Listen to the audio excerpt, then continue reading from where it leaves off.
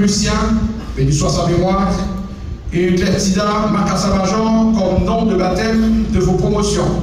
Des personnalités qui ont marqué leur période et qui continuent à le faire malgré le départ pour l'au-delà du docteur Lucien. C'est-à-dire, vous êtes des partisans et partisanes de bonne réputation et de grands accomplissements. J'apprécie et je vous félicite. C'est aussi une manière de dire que vous considérez cet accomplissement comme un très grand accomplissement. Et oui, je sais, c'est le résultat de très durs combats. Cependant, je dois vous avouer que c'est juste un pas sur 100 que vous avez fait. Ce qui explique qu'il vous reste encore 99 autres pas à faire. Faites en sorte que vous puissiez établir la différence. Et pour les scientifiques, la différence, c'est le fait de faire un pas en plus que là où les autres s'arrêtent.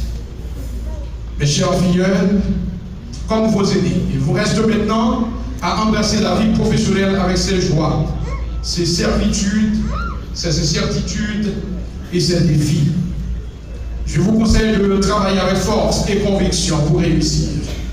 Puisez au plus profond de vous cette force qui permet de continuer et d'accepter des sacrifices de toutes sortes. Cherchez à être les meilleurs, comme le recommandent Einstein et Martin Luther King.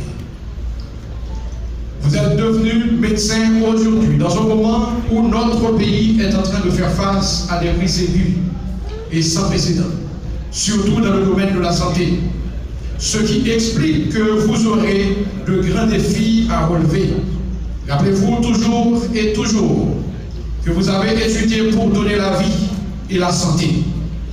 Mesurez chaque jour vos agissements face à vos patients qui vous considéreront comme le Sauveur et comme leur Dieu. Soyez compatissants et amis de la santé avant d'être amis de l'argent. Que la quête de la perfection soit permanente dans tous vos accomplissements et dans toutes vos démarches. Je vous demande en ce jour pour moi, pour Magistrat Wilson Jeté, le parrain désigné de votre promotion, pour vos parents, pour ceux qui vous aiment, pour l'Université épiscopale d'Haïti, pour vous-même, pour Haïti et pour le monde entier, de ne pas laisser tomber la flamme que vous tenez. Au contraire, chers gradués, tenez-la ferme tout le temps que cela dépend de vous.